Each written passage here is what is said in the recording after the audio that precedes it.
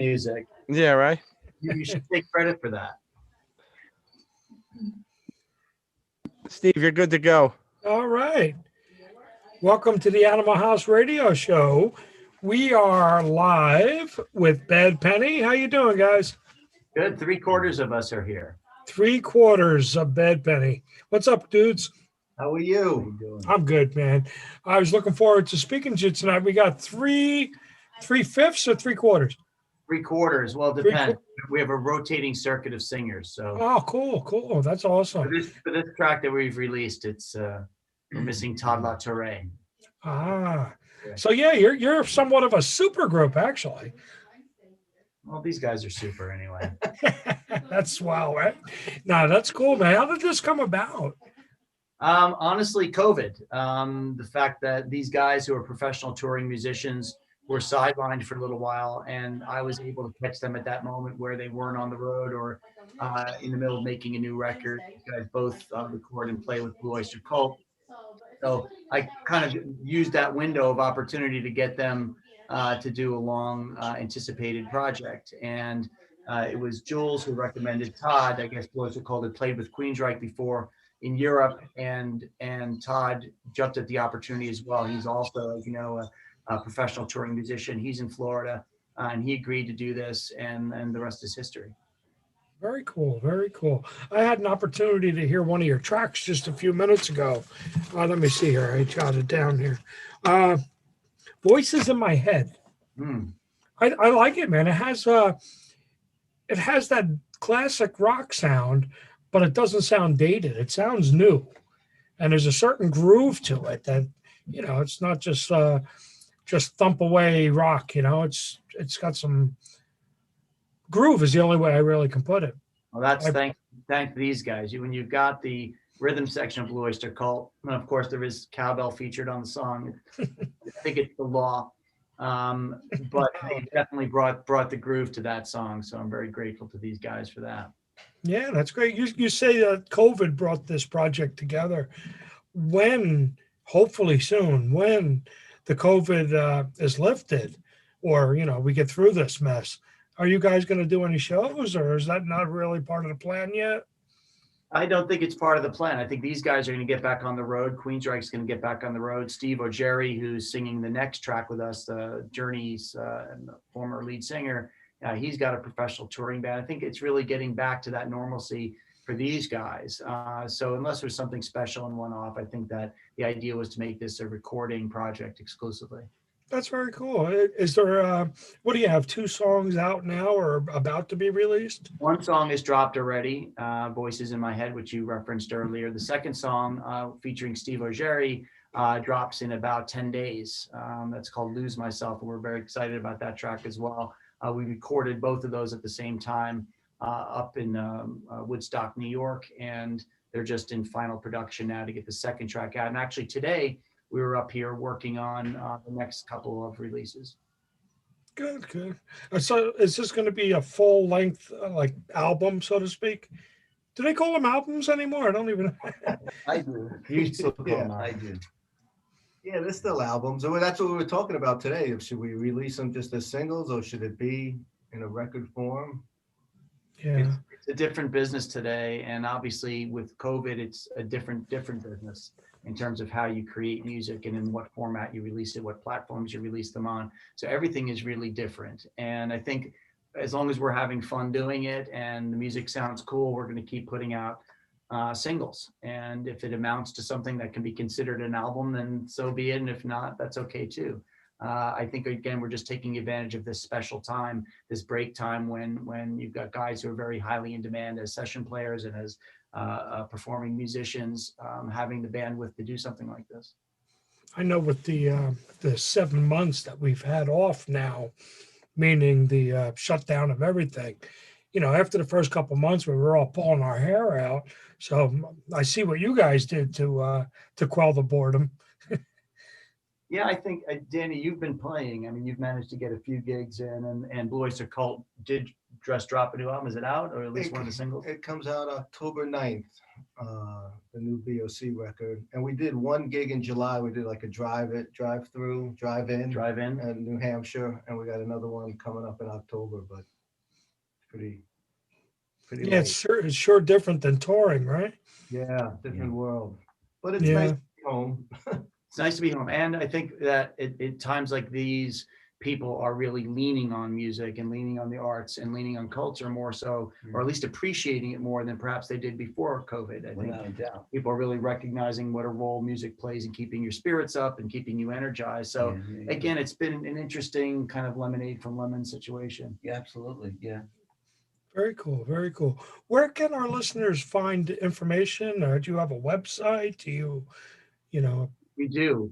It's badpennyband.com, but the song is available. Voices in My Head is available on all digital platforms right now. So it's on iTunes and Spotify primarily, but other folks have different platforms. They can find it there as well. It's pretty widely distributed. It's also in strong rotation right now on rock radio around the country. So at least in the US, people can hear it on radio or on digital platforms. Well, I know we're adding it to our playlist as well. And, it sounds great, man. Like I said, it's classic rock without sounding, old, it's fresh, it's new, and it's got and you got these guys and all of our roots. We were sitting here today and we started jamming on Rush and playing some songs that we liked and talking about bands that we liked. And a lot of our touch points are in classic rock. And of course, Blue Oyster Cult's one of the great classic rock bands of our lifetime. So it's great to have roots in that world. But also, I think these guys are very plugged into new music and alternative music. And it's funny where this song is landing. It's landing in alternative rotation for people into alternative rock as well as classic rock radio. So it's interesting how it lives between both of these worlds. That's very cool. That's very cool. I appreciate what you're doing. I love the whole idea, filling up the downtime with creativity, and that's what we do. We're artists.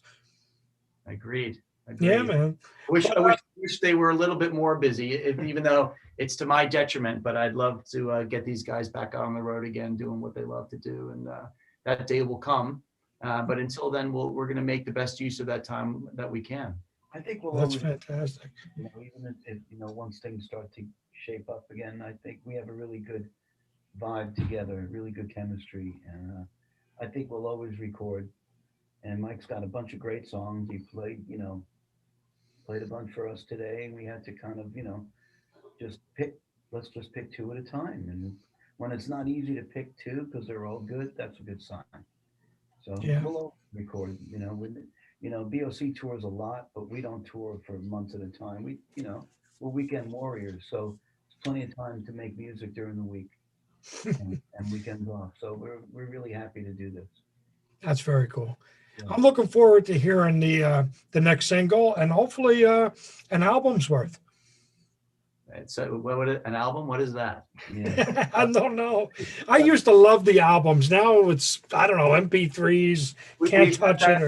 That an album was a different experience when you grew up on albums because you could open it. It was tactile. Album. You could read the liner notes. You could read lyrics. You could see photos. And it was a more immersive experience. And I know everyone says digital's the ultimate immersive content because you touch your screen. But it is completely different. It's like reading a book online, that there's something about cracking the binding and reading it and being engaged in that way. It's and I think it's the feeling of, like not that you're feeling a book, but you are feeling the album cover. and it is. And what I loved is that, when I grew up, my parents had the stereo in the living room. So you had the headphones on. So they're over here, but you are in your own private universe. Yeah, that's true. And they'll never, they may not understand your music, and that's okay, but they're 5 feet away and they may as well be a million miles away. Not that you want them to be far away, but you've got your own little universe starting there. And you don't want to sound like the guy defending the candle makers when electricity's coming out, but there is something different about the album format. Yes, and I do believe also that albums sound different. I'm talking about records now, not simply the format of putting out 8 songs and there's one single that you put your best one up first and your masterpiece last. there's an art to organizing an album, but the actual physical record and vinyl also had a different sound to it. Yeah, And I that think warm tone. a warmer sound. just- And I think the artists knew that too. If you listen to the old Beatle records, you knew Paul and John sang out of the left speaker in mono, and that you could hear the guitar and the drums out of the right, and they knew that. And so they recorded knowing that you knew that. With that in mind. And with that in mind, and that's part of the art, I think. So I think all that's kind of a lost form. And again, we're not defending that versus digital. Digital is great because it's democratized music. It's allowed anybody to be an artist. It's allowed us to get this music out now when there's no industry and the industry is not funding new releases or marketing them, etc. So digital is really a great thing and a great innovation. But the idea of the album for guys who grew up with albums is really a lost art. And it's nice to see vinyl stores popping up again, and some of the newer, acts and people like Jack White and others were really bringing vinyl back because of that overall experience you got from listening to an album, either disappearing into it or that physical experience of sliding a record out of its jacket and, reading up on the artists and the liner notes and so on. So it's really a lost art. Yeah, Steve. passing the record to your friend across the room. And Steve, we have a question from one of our listeners overseas and actually a Marine. He wants to know, he's a big fan of music, and he always watches our show. If the Bad Penny, the two singles that you guys put out, if they go really well and go viral, will it be an enticement for you guys to do future stuff instead of splitting up and going your own way? Or I think I'll answer first, but I think that the idea is that we're going to keep doing this no matter what. We're enjoying it. The sessions we did together were a lot of fun and very productive, and it resulted in what we think is a really cool song.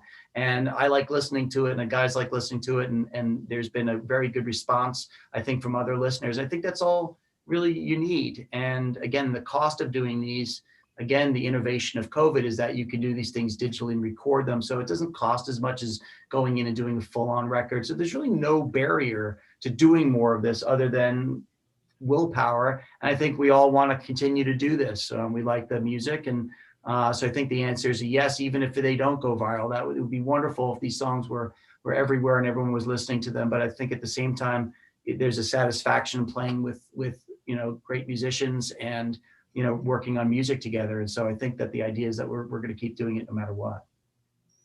very cool. Very cool. Would you mind giving us a station ID before we wrap up? Sure. What are we giving the ID? Just you're listening to the Animal House Radio Show. Introduce your name or your band. You can, whatever you'd like to do. I tried doing it the other day. I was there about an hour and a half. All right. Yeah. You took them an hour and a half to do it last time. So Line. Just do it up, Mike. Line. Yeah. You're listening to Animal House Radio. We're Bad Penny. Thanks so much for listening. One take. Anything else you'd like to add? Did I miss anything? What did we miss? I don't know. We're going to keep making music. Hopefully we'll come back again when we have 2 more songs. I would like that. When you have more for us to program and to talk about, would you reach out to us? Absolutely. And we're grateful to you for putting Voices in My Head onto your rotation. That's very It's a really great song, and I'm looking forward to turning our audience onto it. great, Steve. Thanks so much. Thank you. Thank you. You get. Have a great night, guys, and thank you for joining us. Thanks so much. Stay safe. Cheers.